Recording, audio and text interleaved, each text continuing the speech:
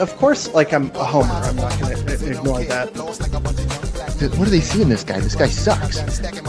Prepare yourself for the Raptors Report podcast with your hosts, Julian and Steve.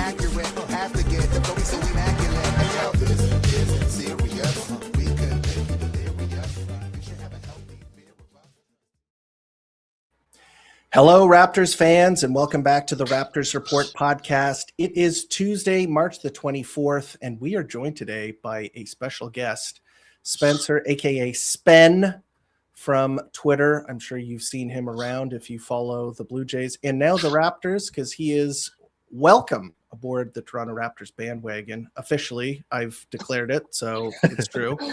Welcome to the pod, Spencer. Thank you. I don't know about the bandwagon thing. You've been on the bandwagon. But I told you before we went on. My first dog was named after Anthony Parker. Like I've been on this. I watch every game, and I would say 95% of me and my dad's conversations about how we're gonna fix this team. So I love the Raptors, and happy to be on. Happy to be talking ball. Awesome. Yeah. Well, we have a good show for you guys today. We're going to be talking about Jacoby Walter. We are going to be talking about CMB's return. We're going to be talking about who is in the Toronto Raptors area in the Eastern Conference standings, because obviously that's heating up. We are going to talk about the Toronto Raptors implosion against the Suns. And I'm going to ask Spencer some questions, some hard-hitting investigative journalism about the fandoms of the Toronto Raptors and the Blue Jays, because I want to get my, inside info. I don't really follow the Jays, so it'll be elucidating for me.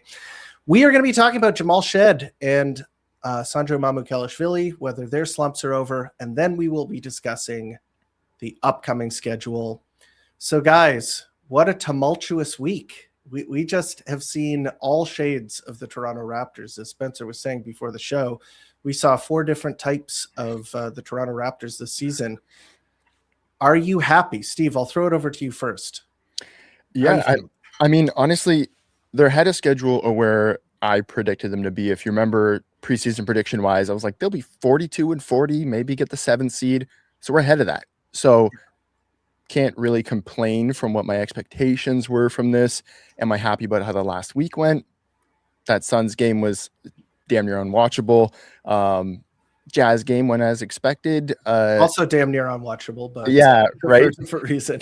Exactly. So they're at the stage where if they take care of business against the bad teams, which they've been mostly doing, they can walk away with 46, 47 wins, and that's a good season. That's a good bounce back season. So right now, as up and down as I will be from game to game, overall pretty happy.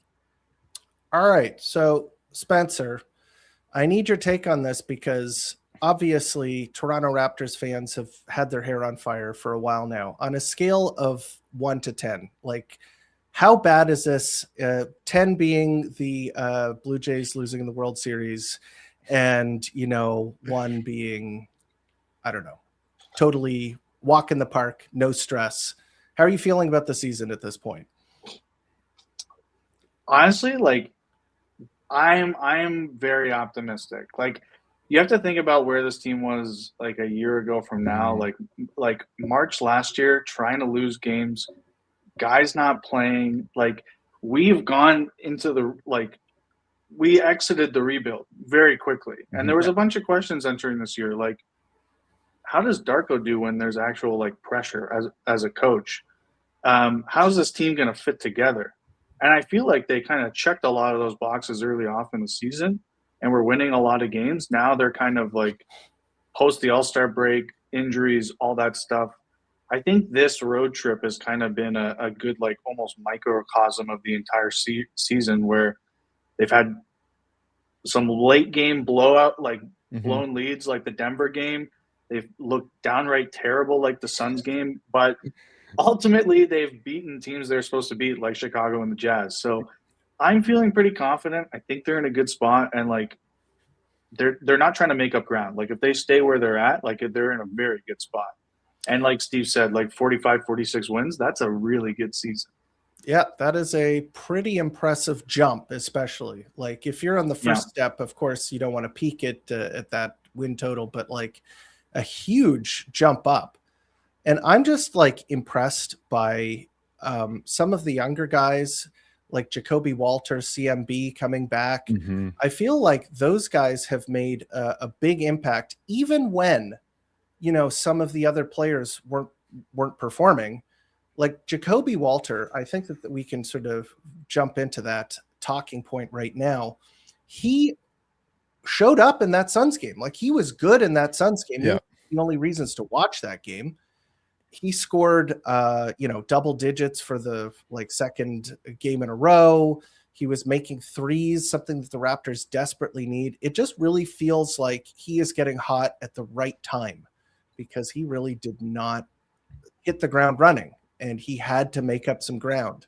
And they really had to kind of clear the deck for him, get rid of, Ochai Agbaji. They had to send Grady Dick to the bench.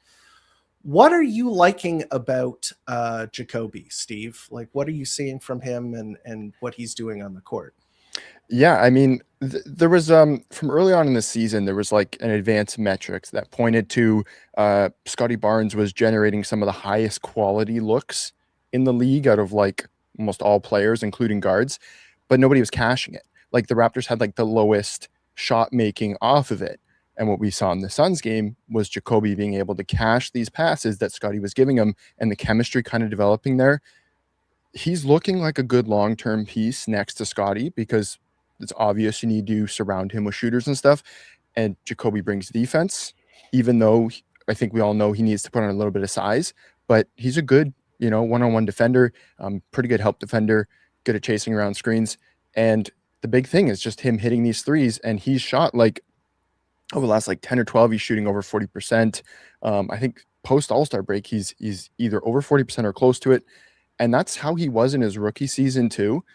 After the All-Star break, he just started hitting almost every catch and shoot three. He was like at like 48% or something in his rookie year after the All-Star break. So I don't know if it's him adjusting a little bit or whatever that is, but I'm liking him, and I've been preaching that I would love to see him get a lot more time as the starting shooting guard, and then you can get some like shot creation from RJ Barrett with the second unit. Because one thing Jacoby doesn't really do is create his own shot. His handle's still not really there, but as a play finisher, excellent. So what I think me and Steve are both proponents of putting Jacoby into the starting lineup, but I know that there's a contingent of Raptors fans and also Canadian basketball fans who just are like over the moon about RJ Barrett. Where do you sit, Spencer? Are you the team Jacoby starter, or are you on RJ's side?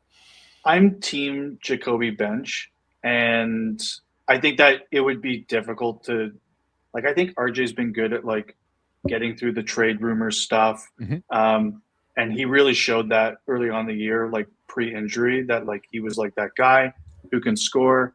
I think Jacoby for sure like is showing his value. Like I know we all talk about Grady Dick and how we all want Grady Dick to be good, but Grady Dick, like he's just not hitting shots. And I think Darko now is at a point where I got to figure out like who am I going to trust in the playoffs?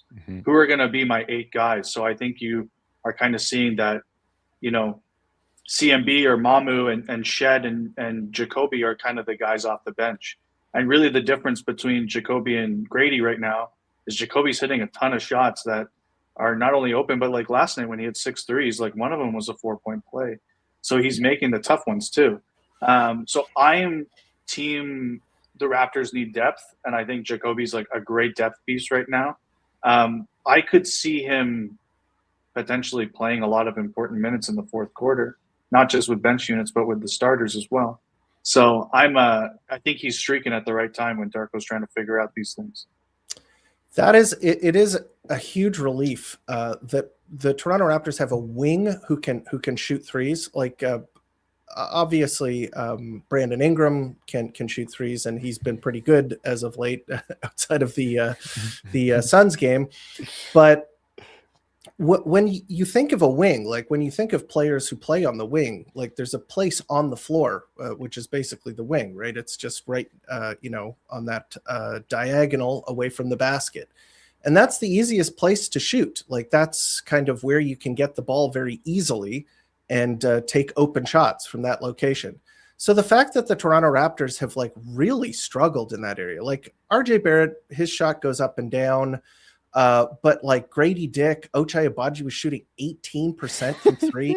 Like, holy crap. Isn't this supposed to be sort of the position where you get shooting from? Mm-hmm. And Jacoby didn't start very well either. Like you said, he didn't hit the ground running. So having him come alive at this time and actually manage to punish like the aggressive help defense that we're seeing some of the teams play against the Toronto Raptors, that is just, the fact that he's also like a sophomore, so you're rooting for him, right? Being able to watch him sort of overcome the rust and really get to becoming a contributor, that makes me feel a lot more comfortable and a lot happier about the future of the Raptors, because it was starting to seem like, the talent pool, especially among the younger players, was looking a little dry. Yeah, it was starting to look like none of these picks were going to hit. And it's like how much can you expect out of guys from 13th to 45th, right? And it was like, okay, like have the Raptors lost their knack for nailing like players late in the thing? But it's like, Jacoby 19th in what's considered not a good draft. I think so far he has returned pretty good value. Yeah. But I want to touch on something that Spencer said, and I think it's a great point about RJ, is like he has been consummate professional through all of the kind of ups and downs. He hears it probably more than anybody else, of a trade rumor here, of a this, that, everybody wants to move him around. And he has just consistently brought the same level. Like obviously shot making will go up and down, but intensity and locked inness always is there. So there's definitely an argument for him staying in this starting lineup with that. And the other thing that just kind of came to mind is he is a lot stronger than Jacoby. So when you are playing like the Nuggets and stuff like that, where you have these switches between Aaron Gordon and Nikola Jokic and stuff, you need to be able to have a guy strong enough to help Scotty on that switch. And RJ was taking a lot of that because he's one of the only guys strong enough to kind of hold his ground against that. So I think that's a great point, and a argument for keeping RJ in the starting lineup. His defense has been substantially better over these last like 5 to 10 games. I think because there's 2 games in there where I was like actually quite impressed by what he's done. But I mean, the Bulls game, he was really good because he locked up what's his name,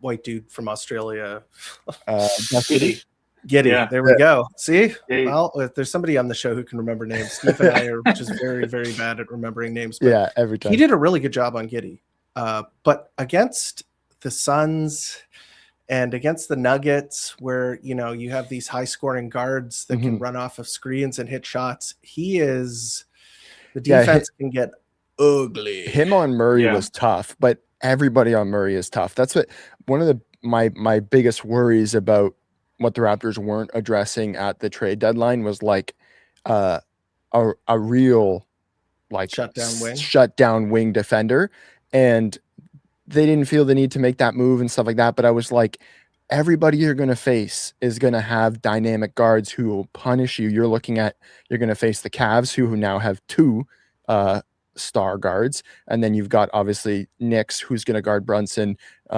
You've got Celtics, right? Like, and if Cade gets back and you were to somehow face them, right? Like there's a lot of teams in the East that have very strong guard play, and you're relying on guys like Quickly, RJ to defend that. So that's possibly why Jacoby starts to look like the best option, is because he can be a better defender on that, but you're losing shot creation and stuff. Like it's a give and take, because the Raptors don't have a perfect situation for that.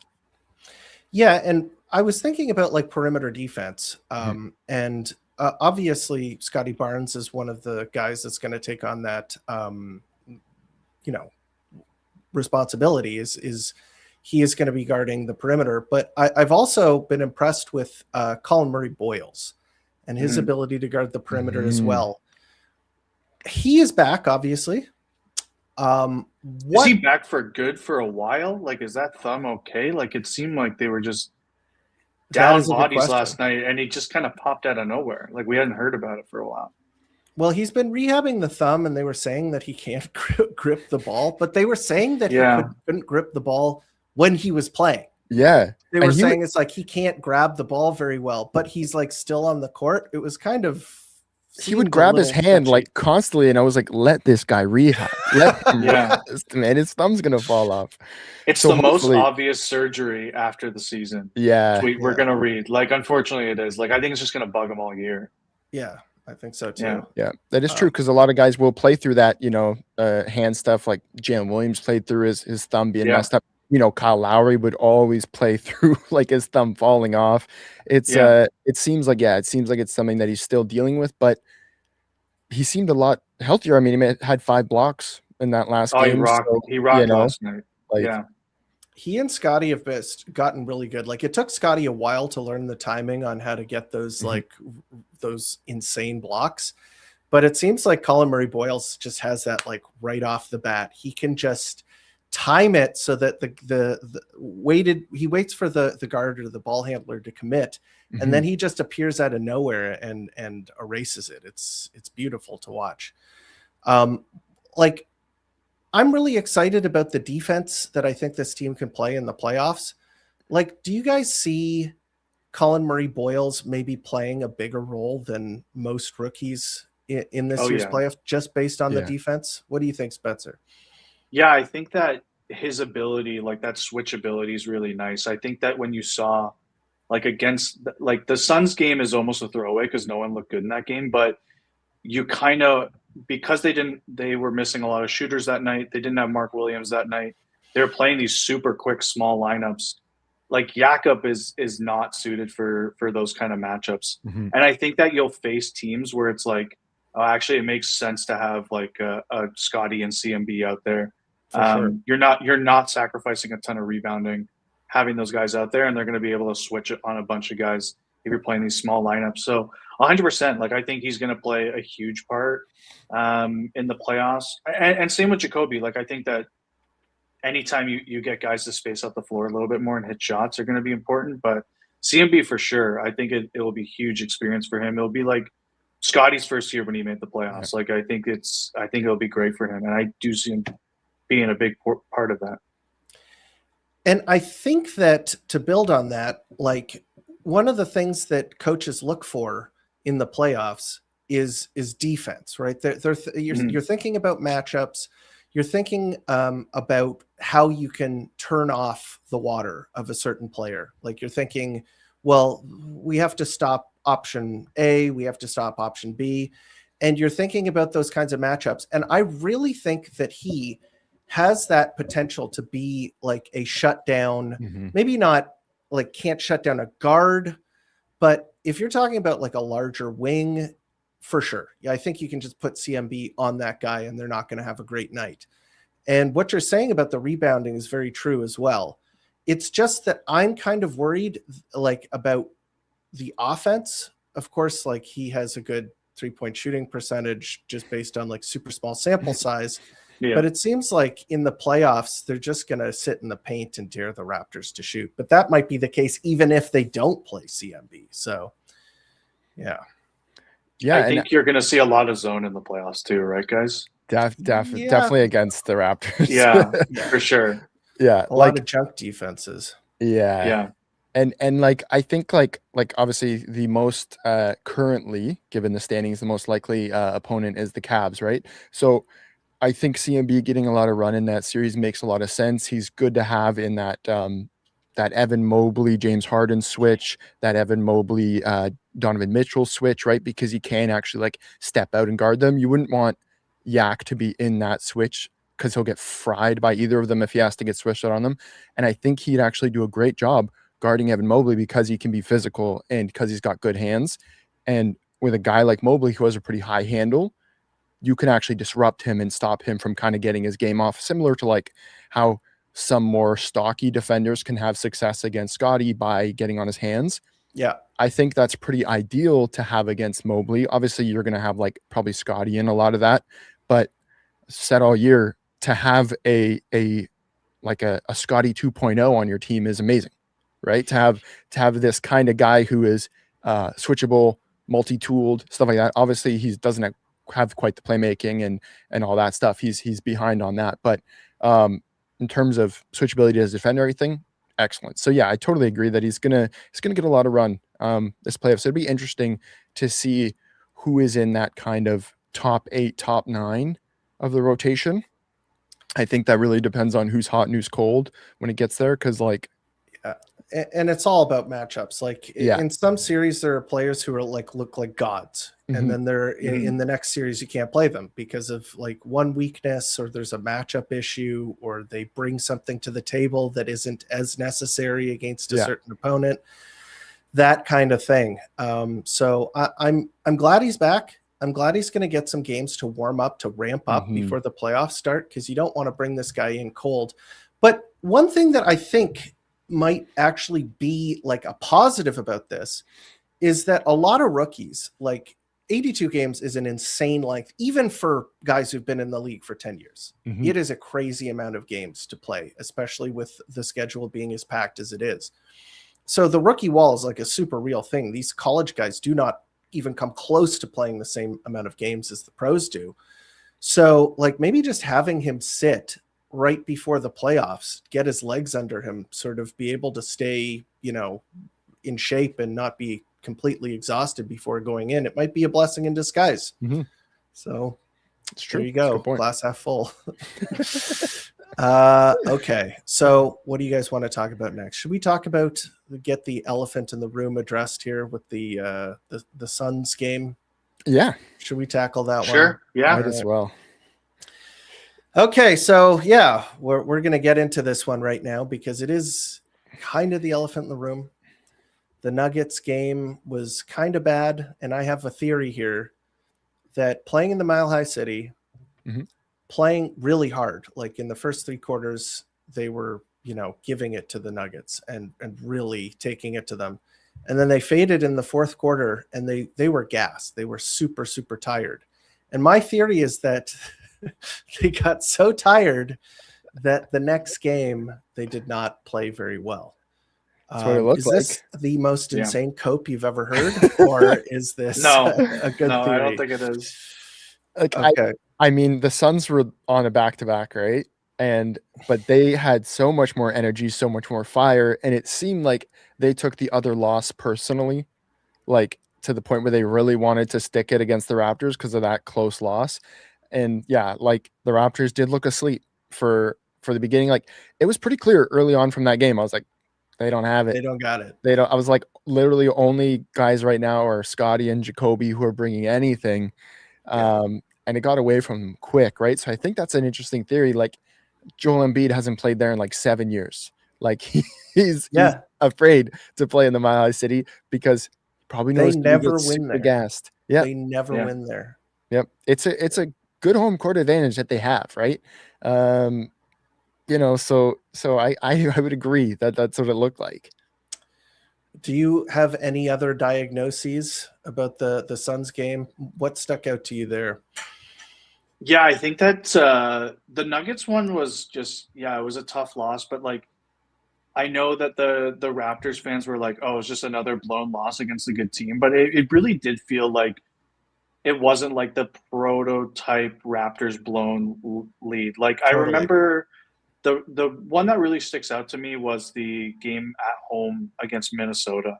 Like they had so many terrible forced errors, like unforced errors. Yeah. I think they had an 8-second violation or a 5. Like it was Ingram didn't bring the ball across. Yeah, it was that one, and it was like a 15-point lead, and they just shit on their legs for the last quarter of the game. But this one felt like they like were kind of just gassed. Like it didn't feel like they were making a ton of mistakes. Like just the shots weren't going in, and it wasn't like it was close to the very end. And I think like Steve said, like the Suns played the Bucks the day before. They lost by a possession. They were probably pretty pissed. I was optimistic about the game because the Raptors had played well against the Suns at home, and they were missing like Mark Williams, Grayson Allen, Royce O'Neal, like all these good players. Yeah. And I was like, oh, it's over in the first 7 minutes. Like it was just, and the shot making was just crazy. Oh, it was insane. Like Colin Gillespie, like I love the guy. Why can't we ever find a guy like that undrafted? Honestly, we did once, but not recently. But we basically just did the same thing that the Phoenix Suns did to the Jazz last night, right? Like we just were like pissed. Like how did we just do that in Phoenix? And we just did it to the Jazz. So I'm just completely forgetting that Suns game. That was just a nightmare. It's a flush. I think part of the reason that they lost that game, like obviously there's the theory of the gas theory, but like they did not. What you were saying is so true about like they were running these fast lineups. The Suns had all these guards that were like running around the court and making shots, and the Raptors were plotting, kind of just like walking around, sleepwalking. Like they just did not impose the physicality that they should have on the game. No. Like Scotty Barnes and Jakob Poeltl, like they can't, they're just too big to guard in the post. Iguodaro is fine. Like he's a decent role player, but he's not even close to being able to guard either of those guys. Yeah. And they just didn't do anything. Like they couldn't get the ball into Poeltl to score. They couldn't get Scotty Barnes going like to the basket enough. It was just an omni shambles. And it's one of those games where I feel like you're tired, you feel like shit, and then the wheels come off, and then you just let them fully come off. Yeah. Like you just give up. Yeah. That's what it felt like. They were like, it's just not worth trying to come back at this game. I think they brought it back to 6, but like immediately went back to 20 like a minute later. Yeah. Like it was the fakest comeback I'd ever seen, and the Suns just flipped the switch back on. Like, that was a really bad one. Maybe one of the worst losses of the year. I think it was like right under the Pelicans game that in my rankings. Yeah. The Pelicans game was like that kind of reality check. Yeah. Where it was like it was a meaningful game where you're like, okay, something has to change, something like the attitude of the team. This one just seems just throw it in the garbage. Just throw it away. Yeah.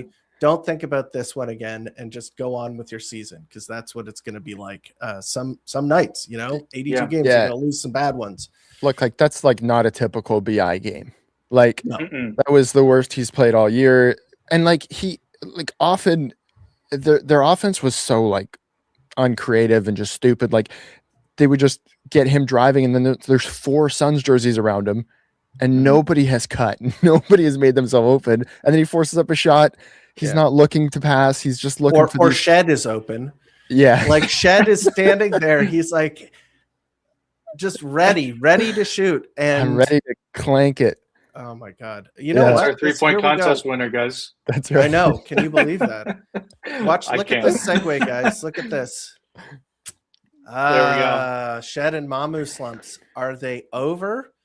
Let's talk about the slumps, just the slumps themselves. So Mamu has not been playing very well, and I don't think it's anything outside of his shooting. Like his defense has not been great all season. His rebounding has not been great all season, but he has been a really good offensive player and one of the Raptors' best shooters. And just for the past month or so, he just has not been shooting well. So, I mean, that's a little understandable. Jamal Shead, I feel like he has just kind of run out of juice. Like he's like one of those, battery powered toys where the battery starts going down. Like he's just not at full strength anymore, and he is unable to, make an impact. That and the shooting has been a struggle since he's entered the league. Last 10 games, he's shooting 18% from 3. Like, so it's at the point where when he gets the ball with space, I just look away from the screen. I'm like, I know he's going to take it, and it's going to be the loudest brick you ever heard, and there's nobody for the offensive rebound, so start getting back on defense. And then when he does hit one, like he hit that ridiculous logo one like yesterday, it's like, okay. He took some crazy shots yesterday. Yeah. He took a step back one yesterday that clanked, and it was just like, man, like, let's take it easy. Let's make read it the room simple. here. Yeah. And it's similar to like the thing that I always kind of brought up about why Fred VanVleet got so much shit for bricks and stuff for him. When you're a small guy, the shots look insane a lot of time because it's so long. You pull up from further back and everything. So if you start bricking them, you just look like you're being a maniac. Like, it's just like, what are you doing? And yeah, like when the Raptors offense devolves to force it to Ingram or somehow run a play for a guy that is shooting 18% over the last 10 games. Like, I don't know why they're running it for that, but last night that he is open. Like, he is open. And like a lot of the time, that's the only shot you're going to get off. Like when he shoots it, it's like with 5 seconds left and that he has to shoot it because he is, the most open and he can catch the ball and put it up. That's pretty much it. And I'm sure he knows that he's not shooting the ball very well, but sometimes you just got to let it fly. Yep. What do you think? Are the Mamu Shed slumps over? Are one of them over? Another one will remain. What do you think, Spencer? I mean, it's been one game. Like the Shed game last night was very weird. Like I mean, for the most part, like his shooting didn't look great other than that one logo 3, and he had 15 assists on a night where everyone else was shooting really, really well. Yeah. I mean, I hope it is over. Like Mamu looked great last night, and I just think like this team lacks shooting, and I think that if you like Jacoby, like if you can prove you can hit shots on this team, like you're gonna see the floor, no matter what your other flaws are. Like I think you've seen like since the Pelicans game, Jamison Battle's been getting some increased minutes just because they're like, let's get anybody. Like we're just gonna get outmathed if we don't start hitting some shots. Yeah. So I'm hoping like if they beat the Clippers, what is that tomorrow night? It's decent road trip. Yeah, it's a decent road trip overall. Even at 2 and 3, I'm not going to panic. I'm not going to panic. This is the last road trip of the year. Well, I mean, major road trip of the year. So I'm not going to go crazy about it. So you think Shed, like he's got more to prove. Mamu seems like he's kind of, I believe in it a little bit more. I believe in the resume a little bit more. So I'm hoping that like last night, it didn't seem like he was a guy who was shooting 18% or 20% or whatever he's been shooting post All-Star break. So I'm hoping he's a very important player for the Raptors. So I hope the slump is over very soon. And nights like that can do that. So yeah. And the 15 assists, like as you were saying, like I don't know if I rate that game that much. Like you got the chain. Here's the thing. If this helps him break out of his slump, Jamal Shed, give him the chain. Yeah. Give him 100%. Give the baby his bottle. Do whatever you need to do to get this guy out of his slump. Yeah. But I was not moved by that game at all. As you were saying, Spencer, like they were making every shot. Yeah. So basically you just have to kind of like pass the ball to Jacoby Walter. That's 6 assists right there. It's just 6 made threes. Yeah. And the logo 3 that he hit was not only a logo 3, it was also a bank 3. Like he banked it in. So this is like you might that's when you bank a shot in, you're missing it so badly that it kind of accidentally goes in. So I am hopeful, but I don't know, man. And you know what? We didn't even add this to the list here because Markelle Fultz was called up for the Toronto Raptors. He played his first game and come see that game. Yeah. What were your thoughts on seeing the former number 1 overall pick put on Toronto Raptors jersey? Steve. I mean, I've always liked Markelle Fultz. Soft spot for him, rooted for him. Was one of the people that was super high on him from his college tape.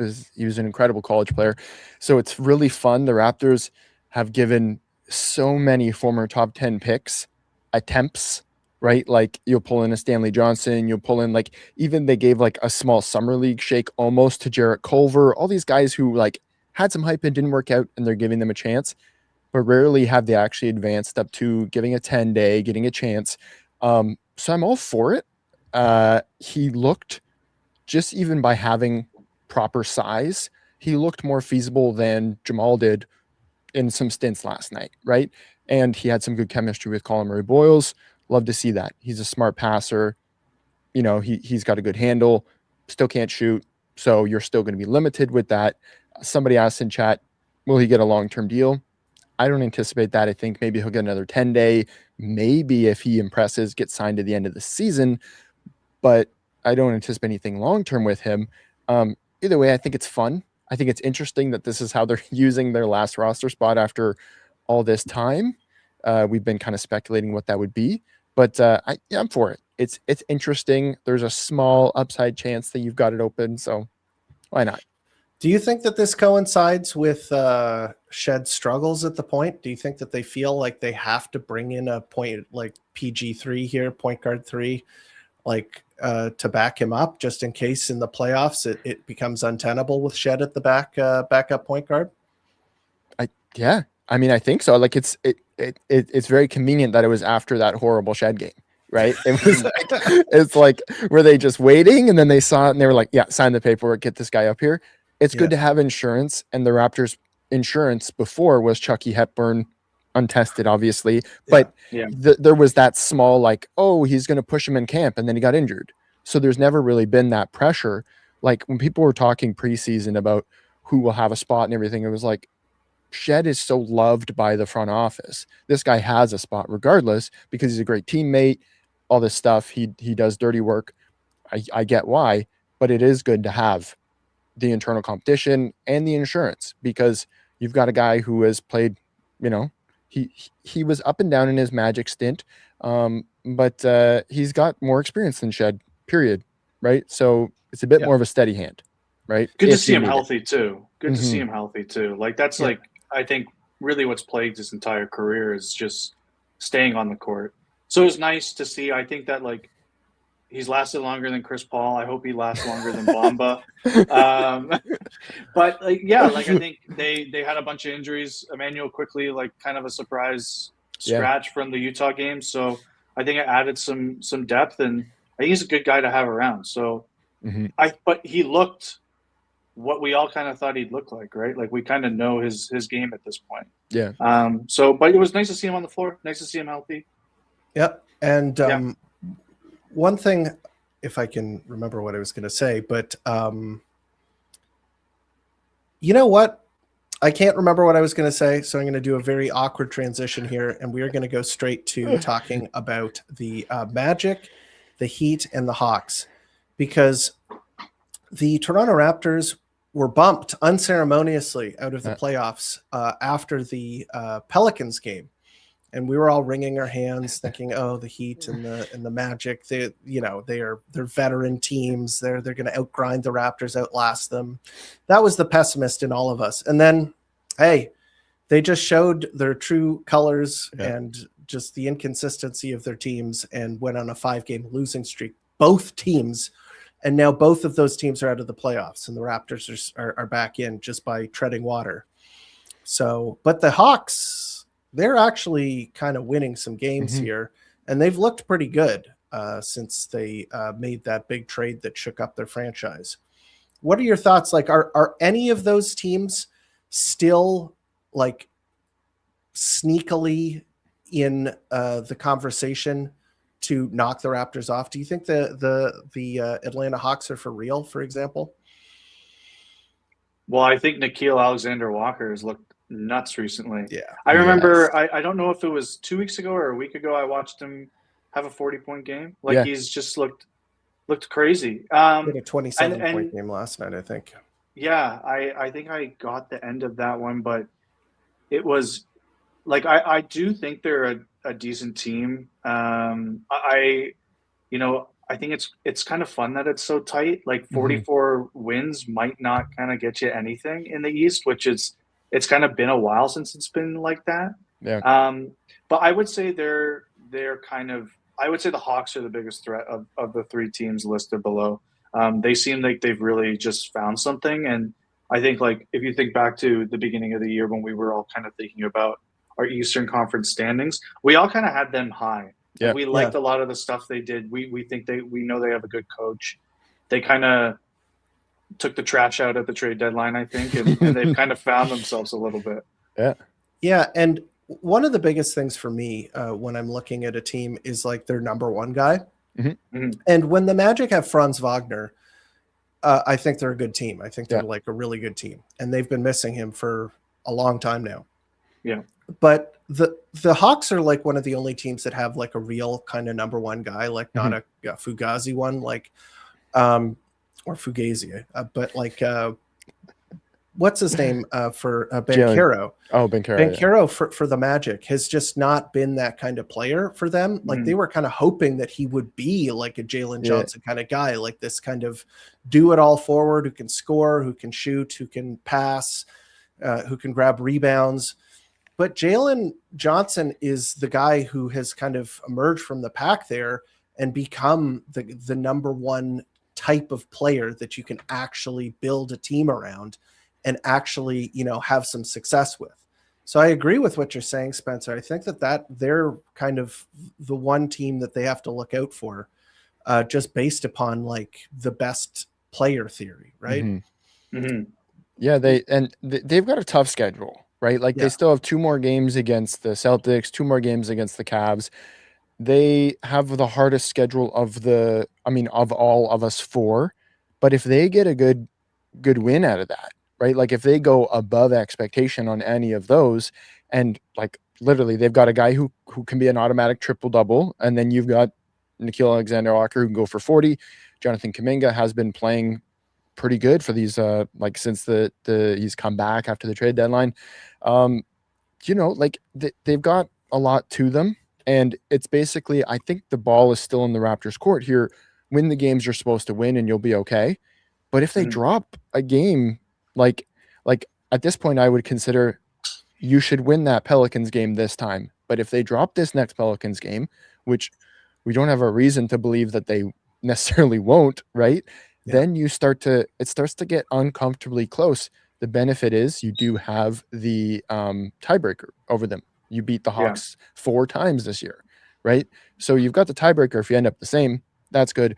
As far as the Magic and Heat go, I said after the Heat hit that winning streak, I was like, look at their schedule. They could lose the next 7.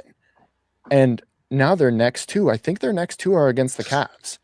So they could lose 7 and just be right out of it. And the Hornets are whooping the who are they beating?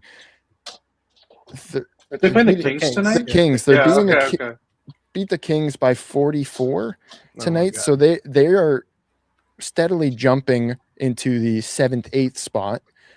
So somebody like the Magic or Heat could drop down into the 9th, 10. I'm not too worried about them. Definitely the Hawks is the problem. Yeah, I could see the Heat doing something.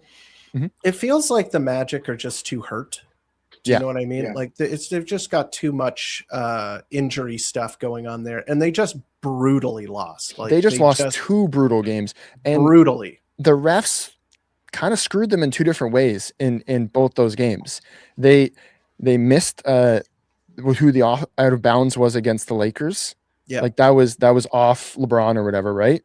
And then they had a really weird call in that Pacers game where there was a shove and a basket interference, and then they removed a free throw, all this stuff just for them to lose the possession. So like they could have easily won those 2 games and then they would be right there. But I agree. They're pretty hurt. Like, and those are like those late game losses where you're on the bubble. Late season losses where you're on the bubble. Like there's that doom feeling, you know what I mean? Like where it's just like, it's over. This was it. This was the chance. And then you have those tight games where it's down to the wire, do or die, and you just come up and lay an egg. And that happened 2 games in a row. The block by Siakam, where he came from behind. That was still helping us out. Exactly. Awesome. I never gave up on my Cameroonian king. But Philly's there too. So yeah, Philly is like Friday. Is Friday against the Pelicans the ultimate revenge game? Like, is that the game Shed pops back? It's got to be. That's got to be, right? I can't wait I actually cannot wait for the Pelicans to come to town. I've never said that before. I don't think anyone's ever said that before. I can't wait for them to come to town. It's going to be the ultimate revenge game. Can't wait. Yeah. I hate DeJounte Murray. I remember S was saying, "Oh, it's good to see him back in the court." I'm like, "Is it?" You're familiar with like his summer runs, where he's like playing against like semi-pro, like yes, he got into the fight, right? Well, it wasn't fights that he was getting into. Well, he got into a fight with what's his name, Beccaro in summer league. Yeah, I remember that. He does like these like nifty crossovers. He's a pro basketball player. He's playing against amateurs. He's like crossing them over and then literally not even like doing and one stuff like bouncing the ball off their head or something. He's like literally just taking his hand and smacking them in the head after he made a thing. I'm like, this guy is insane. Yeah. He's and like what year is it? Maybe 2022 or something like that. But the Hawks, I think when he was on the Hawks, they were like game 6. Like it was like a do or die game. And he bodied a ref. Like he chest bumped a ref. And it got him thrown out of the game. Like he literally made physical contact with him while he was like being all bravado. Got him thrown out of the game, 1 game suspension, technical fouls, all this stuff. And they lost that close game. Like he literally just lost them out of that series by being a meathead, right? So yeah, like he's an interesting player, but he's not a guy that I've ever wanted on our team for many reasons. There was somebody saying in the comments, I was saying something about how I didn't like him on Twitter. Somebody was like, "That's our next point guard." I'm like, yeah, what the fuck are you talking about? He was rumored to the Raptors for a while. Yeah, he was. Yeah, like I don't remember if he was on the Spurs or the Hawks when he was rumored to the Raptors. I think he was on the Hawks. Mm-hmm. They might have been trying to. Yeah, it was. Yeah, I think it was like just as he was about to get traded to the Pelicans, right? I remember that. Yeah, I kind of don't mind DeJounte. I like sometimes I forget about him though because he's on the Pelicans and he's hurt a lot, and they have like the fakest medical staff in the world. And I just felt like was that like his first or second game back too? Against the Raptors? I think it's just one of those. Yeah. Like it was the IR for considerable amount of time. Yeah. Later in the season. So he played unbelievable, but he's a psycho person. I think he's like a person. Did you see? Of course, he's psycho. Did you see how many emojis he put in the thing talking about his fucking taunting Shed on the ground? Yeah. I mean, he harbors something against the Raptors because they skipped on him, and when they drafted Siakam, and he like in an interview he talked about it, how several teams passed up because he had come out about like his involvement in like gang stuff or something that he said was fake, but he said he basically got like profiled and he got written off by a bunch of teams, and it sounded like he was talking about us. So it's like I think he's always had this like bone to pick with the Raptors. So when he was killing us, that's what I thought of. I was like, he's probably still pissed about that. The way that he is milking this for every little bit that it is. A lot of guys were picked over Siakam, though. Like a lot of teams passed on him. Like where was Siakam drafted again? Siakam was 27th. Yeah, so like 26 teams passed on him. So, but like he was like, yeah, exactly, right. So it's like you got a bone to pick with what 2016.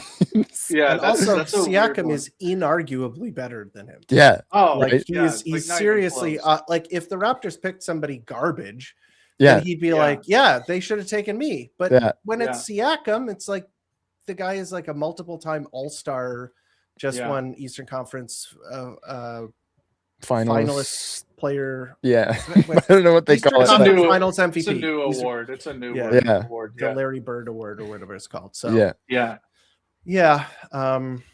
hopefully Emoji Man gets a nice welcome in Toronto from the Bluebirds. I can't wait.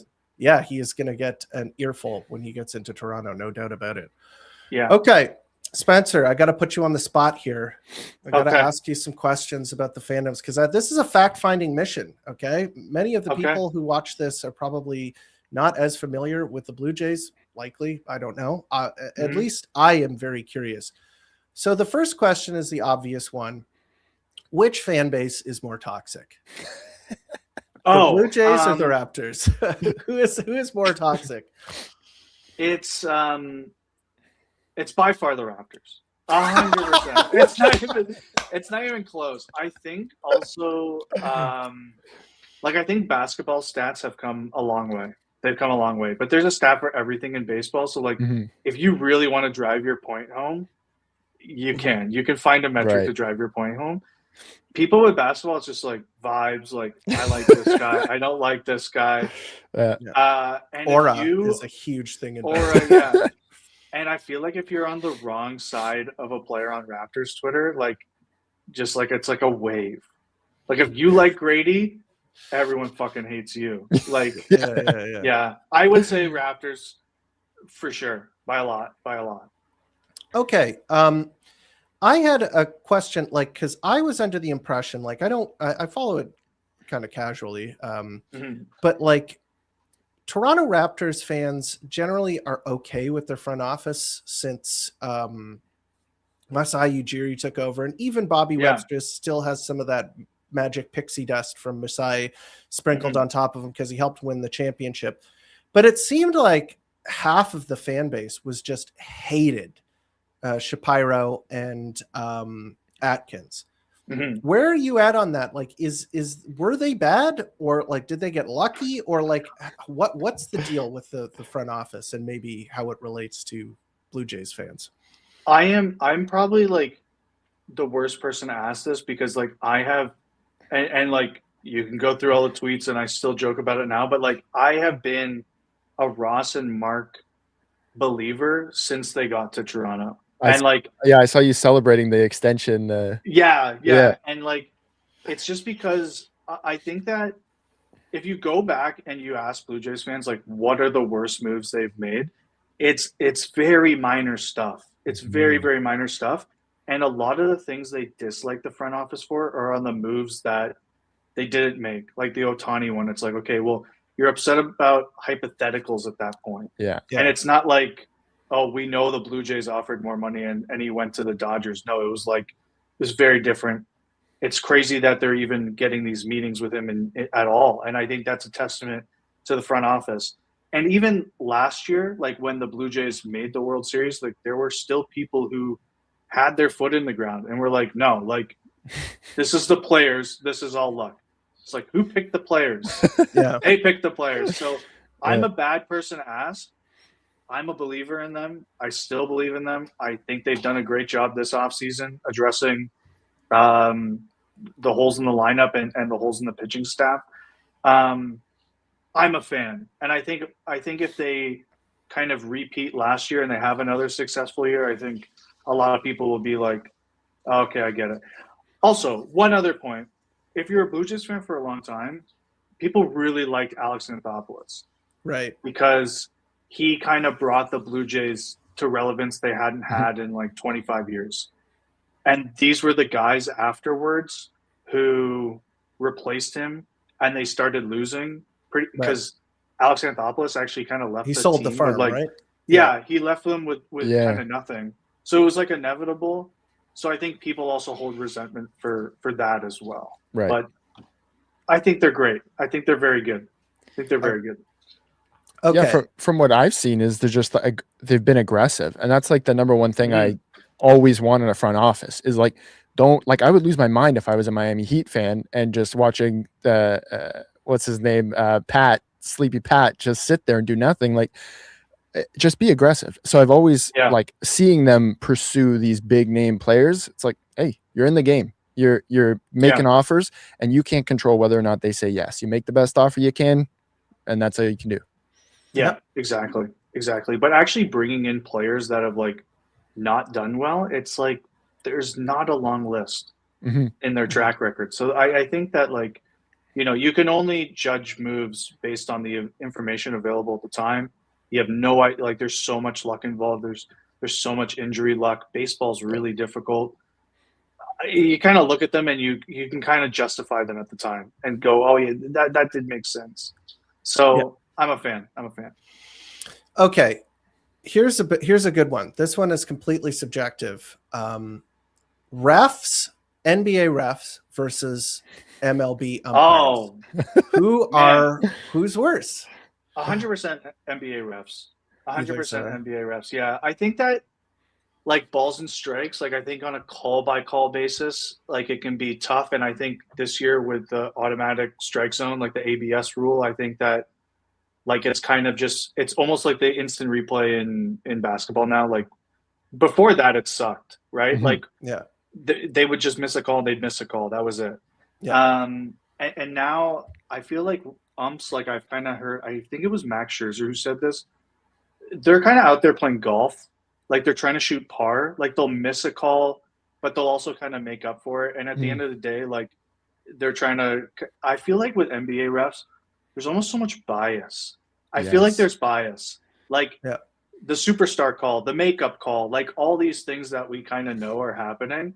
Yeah. It kind of drives you nuts as a fan watching. Like the Luka stuff. The Luka stuff drives me nuts. Yeah. Yeah. He argues every single possession. Putting him on have- the Lakers is just a with recipe for LeBron. it. Yeah. with LeBron. Worse. Because LeBron, like, he's not as bad as Luka. Like, as much as it No. pains me to say this Yeah. and how much he's like hurt the Raptors over the years, he complains a lot. Yeah. The way Luka complains and contorts his face and like and is like feels like there's something like the refs have something against him. Yeah. Like Yeah. as if there's this grand conspiracy Yeah. keeping Luka fucking Doncic, who Yeah. plays for the LA Lakers. They are gonna, be biased against him in some Yeah. way. It Yeah, is crazy. He Drives me looks up at the them fucking like wall. he hates them. Yeah, like he Yeah. looks like the most petulant, disgusted look at them. Like, you owe me that call. Yeah. I could buy Yeah. you. Like that's like what he looks like he does. And yeah, so like Remember when the CMB was like cooking him on defense and like blocking his stuff, sending it back, staying Yeah. in front of him, making him miss. Yeah. He was on the refs every single possession, Yeah. turning around as soon as the ball bounced off of the iron. He would turn to the ref and just like glare at them, and like he was so Mhm. pissed that a rookie was packing him up. Basketball's become almost too easy for Luka. Like he's Yeah. unbelievable. That he's Yeah. like, I'm gonna be unbelievable, but I'm also gonna win a debate tonight. and that's what it's become. And the other thing, the one thing that really pissed me off about the Luka trade is like the Lakers fans, most delusional fan base in maybe all of sports. yes. And they create these dumbass fake trades where it's like, oh, we'll take Scotty Barnes for Taylor Horton Tucker at the time. Yeah. And it's like all these ludicrous trades, and they're actually a ludicrous trade happened to them. Yeah. And it's just, It's It's like, feeding yeah. into the delusion. yeah, it really did. It drives me nuts. I miss those fake jersey swaps with, There is it was every a Lakers yeah, jersey. Yeah. every single player. You could search any player and there's a jersey swap of it. There's Davis Bertans jersey swaps. Yeah. They just do it and they just go, what if we just gave you Gabe Vincent for your best player? How about that? Yeah. And then they fucking just what's his name just gets groomed. Nico gets groomed into giving them Luka Doncic for washed up AD, and Yeah. like that still remains like one of the most suspicious trades of all time. yeah, And I know it's that a weird one. like we're in conspiracy theory land, but like this one was so and then them winning the lottery Yeah. right afterwards. Yeah. Yeah. like the best player of all time. it's the biggest like deal with the devil. There you go. That's what you got for it thing ever. It's nothing has made me believe in the conspiracies more than that trade and then that draft lottery. I was like, Yeah. it's like just as I was ready to put down the conspiracies, this happened, and it's like, oh, okay, cool. You gave them a way to move on from LeBron. You gave this team the cost for giving you Luka.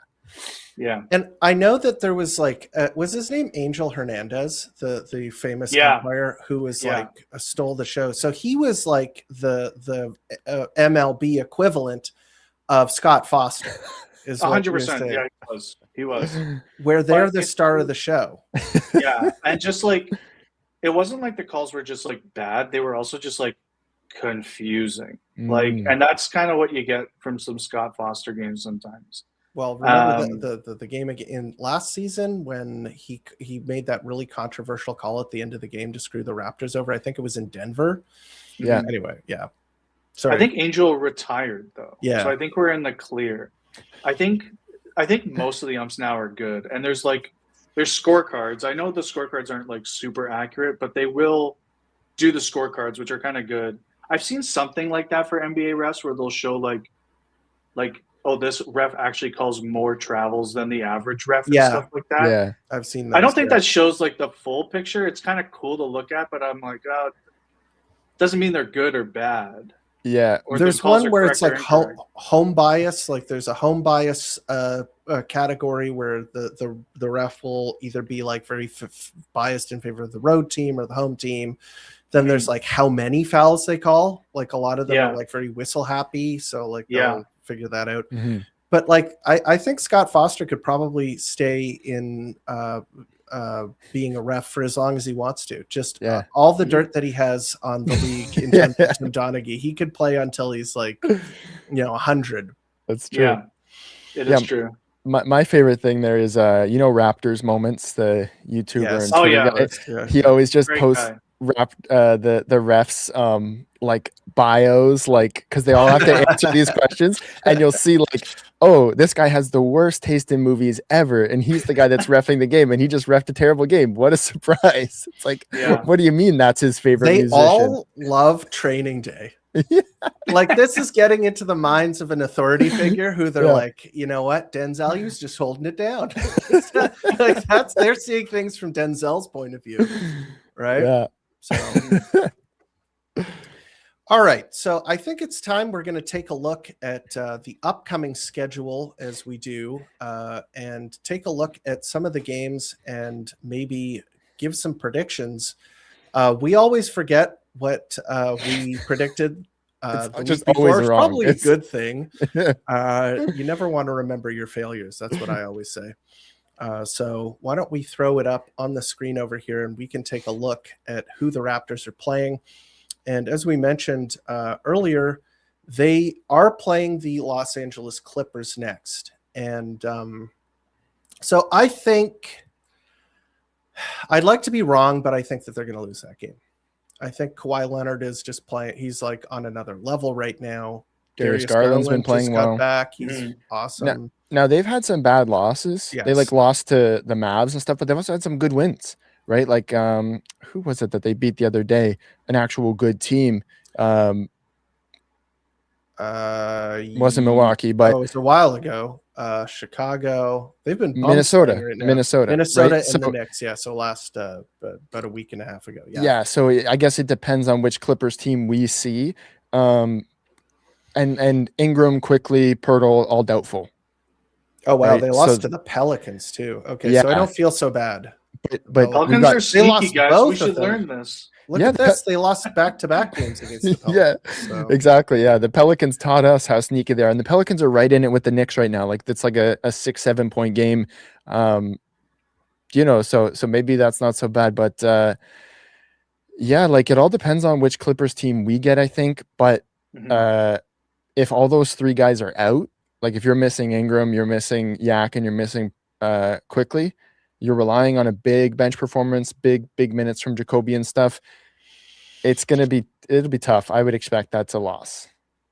What do you think? Do you think those are legit injuries, or were those resting against the tank team injuries? I think they're like trying to keep them healthy. Like I think they're like legit annoyances, but like if it was a must play game, they'd play through. But because like was Manuel Quickly's is like a foot or something, or a heel, or is Ingram's a heel? Brandon Ingram's is heel, I think. I don't remember what Quickly's is. I think is his foot. He's got like a plantar fasciitis thing going on. Well, I can just check that out really quickly. I can take a look at the injury reserve. I was just under the assumption that they're not real injuries. Out foot. Yeah. So Quickly is out, was out due to his foot. Ingram was out due to the heel. And Pirtle was, second night of a back-to-back. So he just rests for his back. But I think that they should have those guys back for the Clippers, I'm thinking. I think that might have been just so I'm going to say close loss. Now, this is the big one here. Are they going to get revenge against the Pelicans? I think they're winning against the Clippers, guys. Sorry. Love it. Okay. Love it. I didn't even ask you that. Sorry. Is Kawhi on, like, I can't keep up with what his load management, like, is he going to play on a back-to-back? Question. He has played pretty much every game he's been healthy. I think he's played. So Okay. I think that he will play against the Toronto Raptors. I think they win tomorrow. Yeah, Clippers on a back-to-back, old-ass team. Yeah, why not? I'll go against you guys. I'll say they win for sure. I love it. Yeah, and I think the Raptors' injuries are mostly fake. Yeah, I think they were rest. I think they're coming back. Okay, now we have to talk New Orleans Pelicans because this is it. This is the last time they're going to be able to see them. This is for the disrespect that they showed them. But the Pelicans, as I just showed, I went to their page. They have been on a little bit of a sneaky streak here. They lost their last game to Cleveland, but they were, they beat the Clippers back to back. Clippers are decent. They beat the Raptors. They beat Washington. So what do you guys think? Do you think they're going to get revenge or are they going to fold? I think they're going to get revenge. I think it's going to be a big sticking point for them to come out and make a statement against them. Ingram, his game against them, like he scored, but like he was right. So I think he'll have a great game against them. I think assuming his health and his everything is good. Like the Pelicans, they've got no reason to lose because they don't have their pick. They're just trying to come out there and be spoiler, stuff like that. But I think this would be a good statement game for the Raptors. I think especially if they win that Clippers game, they'll come in with momentum and it'll give a little bit of rest and they're finally back at home. Hopefully we don't have an energy issue. Yeah, for sure. Okay. I am going to put them in as a win. I'm going to chalk them up as a win. I think the Raptors are going to get revenge. I think they're going to have, a sense of purpose here. Yeah. I think that if what happened when they were in New Orleans didn't happen, I don't think they really care that much. But because of what happened, I think they feel like there's some skin in the game here. They want to win. They want to beat this team. Spence, are you going to mix it up? Give the loss here? You think you're going to? No, it's the ultimate. It's the ultimate. I'm so optimistic all the time. That's okay. Don't apologize. I think this is the revenge game for the Raptors. I think we saw them do a really good job of bouncing back post that first Pelicans game and winning a few in a row. And I think that Suns game was a little bit of the same sort of lesson. And so I feel like the Raptors are in a good spot to like go on a bit of a run. Like, you're showing the remaining games left. There's some really important games, but there's a lot of winnable games there. Yeah. Like the Kings, what are the Pistons right now? The Grizzlies, those 2 games against the Heat and that final game against Brooklyn. I mean, they got to try to it's the Pelicans. You got to that's got to be a game where you have to steal a win. Keep it going. Yeah. I think they're going to win that one as well. Okay, so we'll do 2 more here. The Orlando Magic, they're out of sorts. They have kind of been, repeatedly humbled this season. This was like one of the most disappointing teams in the Eastern Conference, at least. I just think that this might be I think their coach might get fired. I think that they are all not feeling good. They're all injured. It probably just sucks to be in that dressing room. And I think the Raptors could just come out and bushwhack these guys and just send them to the shadow realm. What do you guys think? Yeah, they're down 10 right now against the Cavs. This could be another loss. They could be 6 in a row. We don't know what they're going to face with that. Raptors over the last year or so, they usually bring it against whether they 1-1 against the Magic this year. I think it's a win. I think that they know how important this game is, and I think that it's a team that matches your physicality with a lot of the defenders and stuff they have. But I think they learned a lesson from last game that you have to try to limit Desmond Bane and not give him as much freedom as you gave him, because he's been great. Like he has been, I don't know, worth 4 picks, but it's looked like a win of a trade in the sense that he's I almost like that trade from the get-go. I thought he's what they fit their team needed perfectly. exactly. Yeah, he they're was just too for injured. Sure. Yeah, but he's 40, 50, 90 almost on the season, or 50, 40, 90 rather.